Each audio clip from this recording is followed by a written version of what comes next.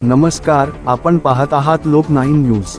गडचिरोली जिल्ह्यातून एक मोठी आणि धक्कादायक बातमी समोर येत आहे। गडचिरोली चामोर्शी मार्गावर स्कॉर्पिओ आणि प्रवासी ट्रॅव्हल्स यांच्यात भीषण अपघात झाला असून या अपघातात 6 जणांचा मृत्यू झाला आहे तर 5 जण गंभीर जखमी झाले आहेत। ही घटना सायंकाळी सुमारे 6:45 सुमारास कुरूड कढोली गावादरम्यान असलेल्या नाल्याजवळील वळणावर घडली।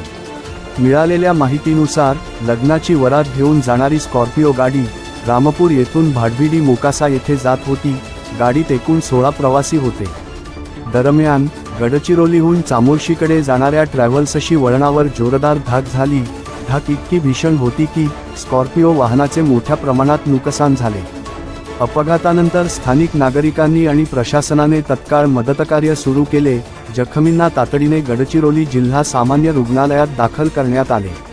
उपचारासाठी नेत असताना 2 जणांचा वाटेतच मृत्यू झाला तर उर्वरित जखमींवर उपचार सुरू आहेत। काहींची प्रकृती चिंताजनक असल्याने मृतांचा आकडा वाढण्याची शक्यता आहे। या भीषण घटनेमुळे संपूर्ण परिसरात शोककळा पसरली आहे।